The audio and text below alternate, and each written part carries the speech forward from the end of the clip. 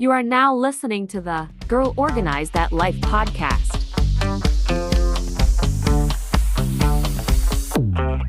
Coach L3. Hi, welcome to the Girl Organize That Life podcast, where I am your host, Leslie Latimore-Lorfils, affectionately known as Coach L3. As a mother of 12, who has also served as a senior military officer for nearly 3 decades alongside my husband, I can certainly understand and appreciate who I call the 3C sisters: crazy, chaos, and confusion. If you are an executive level mom, mompreneur, or lady leader who perhaps still struggles with burnout, you have come to the right place where you can receive strategies and tips on how to pivot with poise and conquer the noise. I invite you to take this journey with us to increase your clarity, your confidence, and to conquer the overwhelm. Hope to see you there. Coach L3. Welcome to episode 9 of the Girl Organize That Life podcast, where we empower executive level moms, mompreneurs, and lady leaders to pivot with poise despite the noise. And in today's episode, we have a very special guest with us. Her name is RaShaun Latimore. She happens to be my sister in love, and she is amazing. She is a fabulous mom of 3 wonderful gifted children, a wife to my brother, of course. But not only that, her being a mom, she is a professional in the educational arena, and I'll allow her to talk about that some more. But the newest thing about her, she is a brand new published author. And so today, yes, we want to celebrate that. And so today we want to talk about with RaShaun how she manages to juggle it all. We want to talk about work-life balance, what that means. And I know that she is going to edify you. She'll give us some highlights and tips on how to create a harmonious balance between her professional responsibilities and being a mom and being a boss. So RaShaun, welcome to the podcast. So happy So to happy be to here. have you. Yes. Hello. Her bio is so extensive, you guys, but I think the biggest part that I want to highlight about Ray is that she is such a jewel and a gem and has a heart of gold. And that right there, I mean, we're just stuck, we're just stuck. So yes, welcome to the show. Welcome to the show. Yes. Tell us some more about you. What are some other fun facts that our listeners should know? So yes, like you said, I'm in education and I've been working with children for 2 decades. I like to say now, since I've made 2 decades. And currently in education, I'm a 3rd grade teacher. And I also did inclusion last year. And I know if it's anybody out there in the education world, you know exactly what inclusion is. And I also have a group of girls that I work with called the Lotus Tribe. And this summer, I'm actually doing a week-long program with them. And like you said, I'm also a recent new author. And everything ties into just providing children with little bits of goals or little bits of guidance Okay. toward social emotional development and social emotional intelligence. I love that. Understanding SEL. I love that. That is a very noble cause that you're after. A lot of times, I mean, we can even think about when we were younger, we didn't know these things, and people didn't necessarily introduce these concepts to us. So we had no idea. And then just walking around trying to figure out who we are as people, what makes us tick, what makes us show up the way we do. So I think that is brilliant. What a great way to lay foundation for our young people, because they need it. So we thank God for you for that. And so with everything that you have going on, being a mom of 3, very active children, very smart, I know, because they are my niece and nephews. And then with your professional acumen, because you have a very You had demanding roles, and then just being a wife, being a philanthropist, all the things. Like, what would you tell our listeners in terms of keeping harmony with all of that and keeping your center about you while maintaining excellence?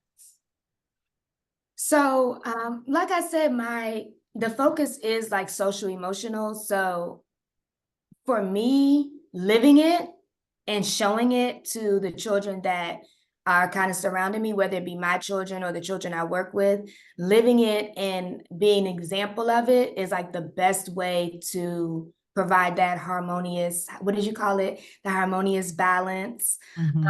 So even if I'm in the classroom, if a child has some type of emotional just dysregulation, I'll work with them. Maybe we'll do a little counting, or we'll have a friend be a buddy to them, an emotional buddy to them. But with everyone else seeing that and seeing it in action, they're able to learn how to practice it, and they're able to learn how to teach others, their other peers. So even with my children in the home, I'm doing these different practices with them and making sure that their life is harmonious. I know that sometimes, yes, my children are very involved in activities, probably not as much as yours, girl, but but no. Yes, so all of them have at least 2 activities that go on all year. And so it's no break, but I do allow them to sometimes say, not today. I'm like, okay, not today. You have 3 times you go in a week. You've done that every week this month. Maybe one of those days you just want to not do that.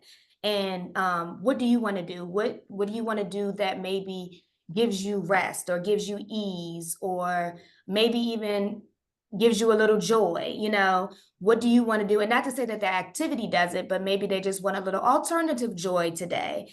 And so I allowed that for them and encouraged them to, although they're putting so much discipline and so much dedication into their craft, as they call it, whether it be their jujitsu or their gymnastics or their piano, one of those days, maybe they just want a little break. So even with me, I'm like, today, I'm going to take a half a day work. Like, I'm not going to go in. The students will be fine. I'm going to leave some detailed sub work and I'm just going to stay home. And, I need this day for me. I need to relax or do something. So I let them see that in me. So I'm an example. And even when I get back to the classroom, when they're like, Miss Latimore, where were you? Miss Latimore had to take a day for Miss Latimore. And they're like, oh, okay, well, we missed you. I'm hoping you feel better. I'm glad that you're back, and they understand that now. And, years, it could be a former student 2 or 3 years ago. Miss Latimore, still taking your days off? They'll come up to me. And they'll say that, and they'll tell me just how they're practicing taking care of themselves. So just being an example is like the biggest way to have that balance. Like, it's okay to show that. Wow, that is so rich. Couple of things I heard, one being showing the example. And even as you were describing that, I did not hear any like anxiety in terms of, well, I feel bad about taking that day from me. No, you were very deliberate and intentional in recognizing I just need a half a day for me. Because, a lot of us high achieving people, sometimes we forget that. We lose that. And then we look up and we're wondering, well, why are we so burnt out? Or why are we not maybe the nicest person to be around sometimes? Yes. I mean, if we're going to keep it real, because we keep it real here at Girl Organize That Life, right? Why am I not my best self? Well, maybe your capacity is just worn out. It's just on overload. And you have to, we always talk about that phrase, push through. Sometimes it drives me bonkers to hear it, because sometimes we have to know when to push back. It's not always about pushing through. Sometimes you can push to the point of no return, and then what? So I love it that you establish and explain Miss Latimore had to take a day for herself. And now your kids growing up and having seen that. Miss Latimore, you still taking those days? That is so good. Yes. So good. What an example with that. Yeah, I think that I think initially, I don't know when initially was, but initially it was difficult to say, I need to take this day, or, or, oh, I don't want to rest, or I don't want to sit down and just block out everything and watch this crazy show. Sometimes you just have to do that and just rest your brain. But yeah, initially I think it was very difficult, especially in the teacher industry where the work-life balance is not respected. So it's like you're conditioned to continue. I mean, you have so much out of classroom work. So you're unable to complete all of your work in work because you're preparing. I think teaching is not maybe the only job, but one of the few jobs where you're preparing to work. When you get to work, you're working. It's not like you can do the administrative things and while you're there because you're with students. Right. And so yeah, I think that the industry is not it doesn't condition us to take care of ourselves. So you have to really, really put yourself first. You have to make an effort. So initially, yes, it was really hard to do that. But now I'm like, okay, this is a 5-day week. Let me put a half a day in. Oh, this October week is a whole week. Oh, let me do a half a day here. Like you'll know where, like you said, you have to push back. When okay, this may be a time I have to push back. You kind of know ahead of time, maybe a month ahead. You're like, this is a time I might have to push back. Let me go ahead and put that in right now. So That's so good. Oh, yeah. that's a great segue to my next question. You talk about work-life balance not being respected. And in that work-life balance, especially for us women with so much to juggle, we have to set boundaries, I would say, Yes. right? And so for you kind of alluded to one where you said, hey, I recognize this is the work week. Let me take a half a day here. But in terms of really bringing it home to people, can you share some strategies and techniques on how you established and how you maintain these boundaries, and even talk about how it has impacted your overall well-being and productivity even? Yes. Being intentional is really important. Being intentional and unapologetic. Those are the first two steps. Being Love it. intentional and unapologetic about those boundaries. Even built into my days, I used to, like, if my children would go to like an activity, I'm like, okay, this is a time where I can put in some work, but sometimes I'm like, this is the time where I can rest. She's in piano for 30 minutes. Okay, that 30 minutes, let me just close my eyes, or let me just, I don't know, sometimes even just scrolling maybe social media and get some laughs, like just to relax, just to come down. Of course, there's always times where you can put in and schedule your work, but there's also times where you may need to just put in and be intentional about scheduling your rest. So how has that, I know working with children, like you said, you may be mean if you don't get your I rest. mean, And when you are, even if you're not working with children all day, your patience, because working with adults, your patience is like real thin. It's like, right. girl, how are we grown? Yeah.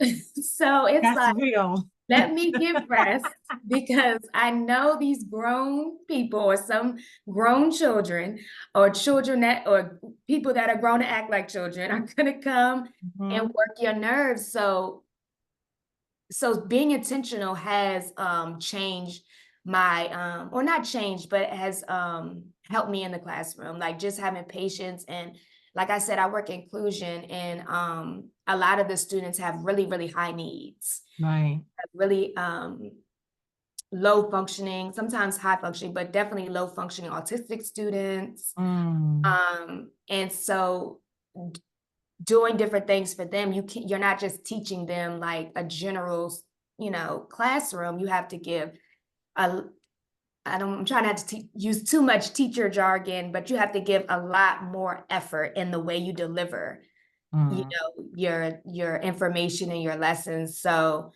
and I know anyone in the industry that's working with customer service, period, or, anybody, the patience is important.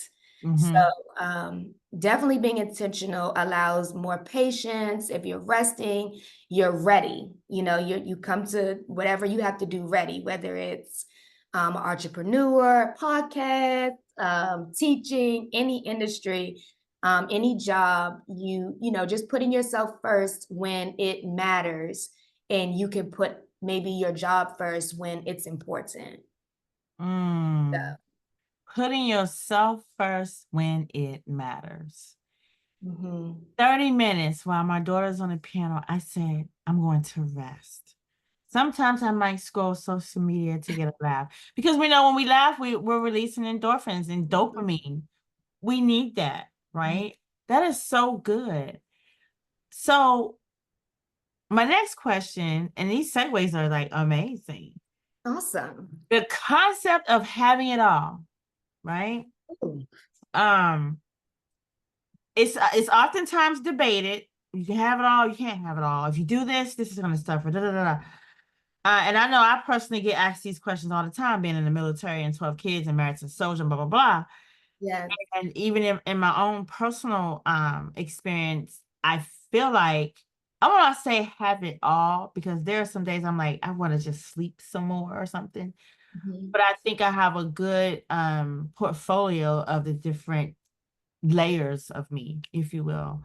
So what are some realistic expectations that we can share with the listeners in terms of expectations and goals as an executive level mom, professional, lady leader, that people can set for themselves and that they are sustainable and fulfilling? So you're saying, what are some goals that we can say that we could put into place to ensure that we are maintaining the balance? And just with that having it all concept, can we have it all? Can't we? Can we? I know, it's like, can we? It's debated. This is something that is, it goes back and forth depending on who you're talking to. Yeah, and I Your think perspective, what do you think about that? I think all is different for everyone. And do you mean, so it's like, do you want to look at it like, do you want to have all in your life, like your entire span of life? Do you want to have all at one time? Do you want to have all daily? Do you want to have all, in your career? I believe that throughout your time span, you know how they say a dash in the years, you have your birth, your death date, and that dash, like, can you have it all in that dash? I feel like you could have it all in that dash. Now all at one time, it's a little rough. Right. But if you look at your life, it's like, I was in this part is when I may have to put extra time into being a mother. To be real, I think that I definitely took a step back from my career for maybe like 4 or 5 years when we were battling a lot of medical concerns with your nephew, my son. And so I stayed back from my career, and I stayed back from my career for a while. I started working more so from home, still working with children, but in like a home capacity. And And at the time, I was thinking, wow, my career is taking a big hit. But what I didn't know was that I felt like it was more like what is the tool called that you pull back and you let it go? The Slingshot? yes, almost like a slingshot, because I had to kind of step back and look at, okay, what direction do I want it to go? I know that I wouldn't be here as an author, as having my own LLC, if I didn't take a step back and I know that now I've reached where I wanted to go. Like I've went forward to exactly where I wanted to go. Had I been on that same route, I I don't think I would be here. When I stepped back, I really was able to slow down and Mm, look at, okay, what matters? Yeah, what's the most important?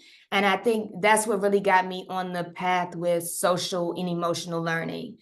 Um, a lot of things that he went through with his dietary needs, it was affecting his personality. mhm. And then I realized that a lot of different things do affect how what you put in does affect how you feel, how you present yourself, how you just show up. And I got into thinking about social emotional learning. And as I'm working with children in my home, I was able to really like focus on their emotional development. It was younger children. Two of the children I had like rage issues. Like it was just a lot. And I know that if I had not been in that space, I wouldn't be in this space. So, Mm, but I stepped back, and right at that point, I was being more of a mother. mhm. But that was also helping me. So I feel like everything is just kind of aligned. And Mm. if you just allow life to just happen, you'll always end up where you're supposed to be. So maybe no, you can't have maybe at the time you don't feel like you're having it all, but what you have at that time is all that you need to Mm. be where you need to go, you know? So maybe that's why I said, what is all? Like Right. at the time, I had all I needed. Maybe I didn't know it at the time, but looking back, I had all the time I needed to stop and to deal with what we needed to deal with. And now we are where we are and better. That was that mic drop, boom.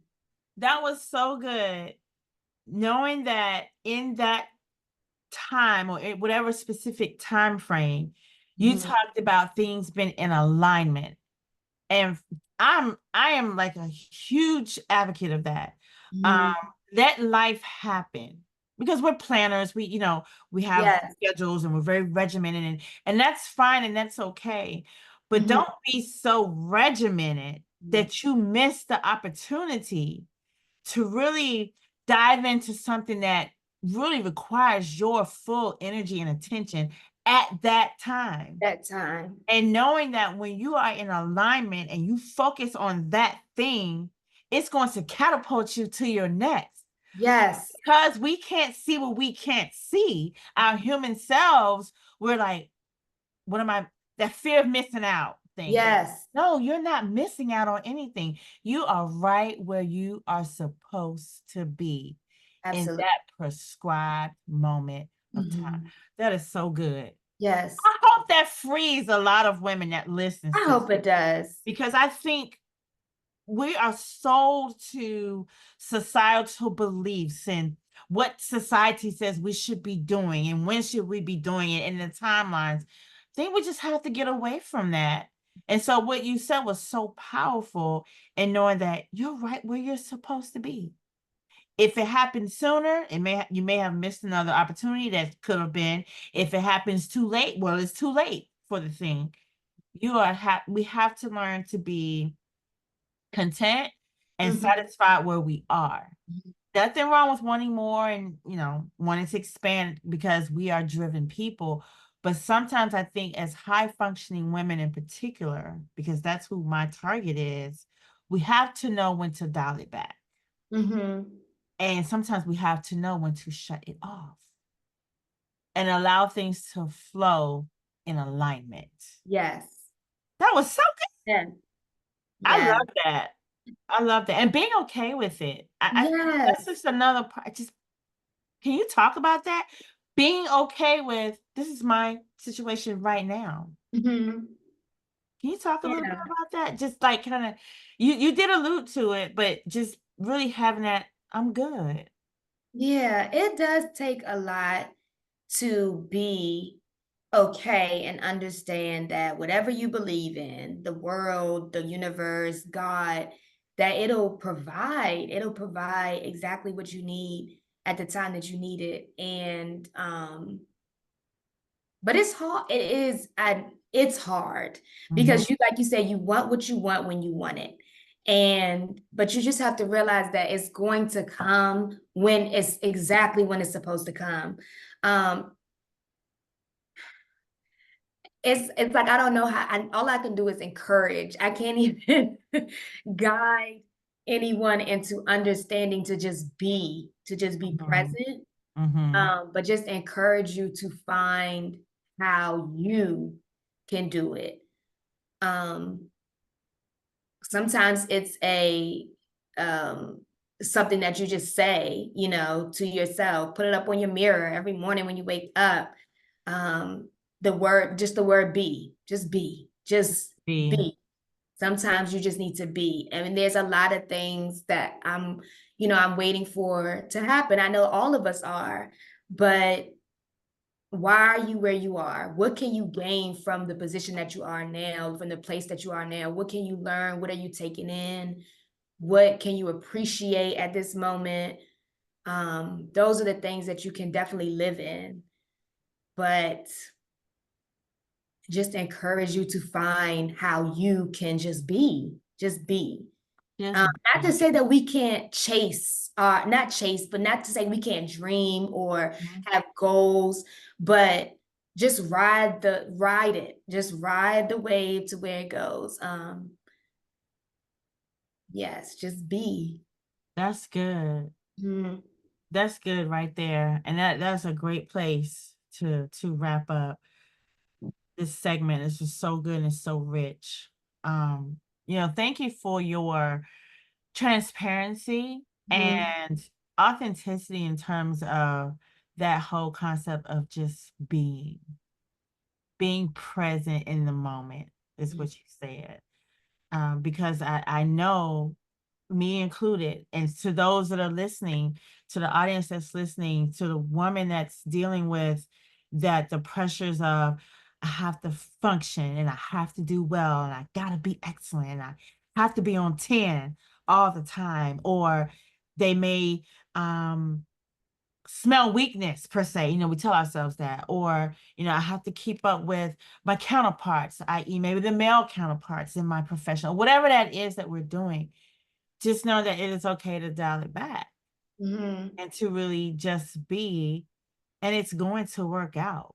Yeah. And for us to try to get away from telling scenarios in our head, because we do that too. Well, what if this or what if that? Well, it hasn't happened yet. So why are we creating Right.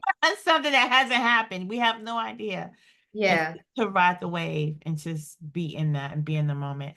Wow, this was so good. I'm so Yeah. glad you were able to share. We talked about, you know, um, what it means for work life balance. We talked about what does having it all really mean. That was so good. We talked about, what it means to set boundaries and to be the example of self-care, because in the end, that's what this is, right? Setting Right. a boundary, being present in the moment, allowing yourself to rest, being okay with shifting gears. That's all part of self-care, all Mhm. part of it. So this is so good. So what I want to do is I want to talk about your book. I want to Okay. talk about your brand new book that you just released. And I'm waiting on my copy to get here, by the way, so I can dive right in. But I want you to talk about your book, what it's about, and what was your inspiration behind writing it? So I'm gonna grab it. So it's a new word for jazz. Do, do, do.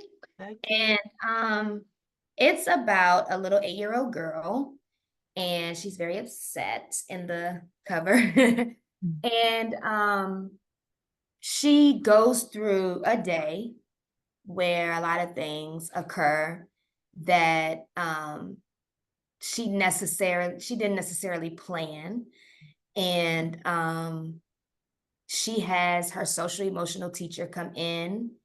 She's been waiting for her all day. This may be, the cherry on top of a melted sundae, but, she's very happy to see her. And her teacher, her SEL, social emotional teacher, brings her a word. And the word just changes her life. And I never share the word because I want it to be very authentic when you read it. But the word changes her life. So it introduces young readers to, of course, a vocabulary word that they may not use, of course, on a daily basis. It's a big word, but it really helps them. And this is the first in the series. What Love it. series? What inspired me to write this? Well, what inspired me, of course, I work with children and they deal with a lot. I think that as children, we were told, girl, you don't have no nerves, or, it's nothing wrong with you. You don't pay any bills, but they deal with things. And even though they're micro to us, they're huge to them, and we have to acknowledge it, and we have to give them the tools to deal with it. And those tools, when they learn those tools at such a young age, they're able to be a girl that organizes their life later. They're able to be in that space better when they're later in life. So hopefully Jazz journals in the book. She's a journaling little girl. And she always has a visit from her social emotional teacher. So she's familiar with her feelings. Of course, she's 8, so she's still working with it, as we all are. So adults are able to relate to her. Of course, children are able to relate to her. So it also has discussion questions in the back for families and classrooms. It has a little peek of the new book coming. And it has great, this is the same picture on the front, but it has very vivid, every page aligns with the zones of regulation, which is used in most elementary schools. And we ask the students stuff like, what color are you feeling? So every page is like aligned with Jazz's feelings, the colors that you see. So yeah, I think that it's an amazing book. I know I'm a little biased, but I think it's an amazing book. My children loved it. My students, of course, I'm on summer break, but I cannot wait to share it with them. I'm actually going in for a reading this summer to like 3 elementary schools in the area. So I'm excited to see the feedback from it. And yes, go get it. It's on Amazon. It's priced very well. So get to. And to the listeners, listen, I have already ordered my copy. I intend on getting more copies and gifting them to other children, starting with my own in the house, so they can have their own personal copies. But yes, this is so good. And if someone wanted to do a deeper dive with you, and I hope y'all caught that, it's on Amazon, a new word for jazz, JAS. Please go and get your copy. Like and share and all of the things. You're able to actually follow RaShaun from Amazon, which I did, so we can keep up with whenever she has some new releases and things like that. But if someone wanted to work with you further and pick your brain further, how can they find you? How can they connect? Yes. So I'm on Instagram at I write SEL, which stands for social emotional learning. So I write SEL is on Instagram. Of course, I'm on Facebook with my real name. And you can also email me at Gmail, is my real name at Gmail. So it's no extra things. So I'm easily accessible, and I love coming out for readings. Like, of course, I'm a teacher, I'm an elementary educator, so I am amazing. I do voices. So She is amazing. I said that at the beginning. I do voices in my read aloud. Okay. So yeah. I love it. I have to have you come over here to Montgomery County to some schools and do some reading. Yes, Let's talk about that. You know, some of those schools out here bought, you know, books. So yes, you might have to, you got a little competition, you know. okay. We will collaborate. I know Yes. plenty of places that would love to have this, and hopefully we can see this in like Barnes and Nobles and some Yes. other places that house books, because I think what you're doing and what you've written is going to definitely change lives, as it has already for the readers. RaShaun, this was so good. I'm so glad you decided to grace us with your beautiful presence. Thank you so I much look for forward to having me. seeing the great things that's going to come forth from you even more. So thank you. To all of the listeners, again, you guys just heard some nuggets that was dropped from Mrs. Latimore. Please follow her on her socials. Grab the book. Also, for Girl Organize That Life, we do have an in-person event coming up in September. Save the date for the 13th, 14th September 2024. Well, we will have our inaugural Get Going Girl G3 Summit. We're going to have some packed out speakers. We're going to even have a male panel to come and give some perspective on how we can function and be the best high achieving moms, mompreneurs, and lady leaders possible.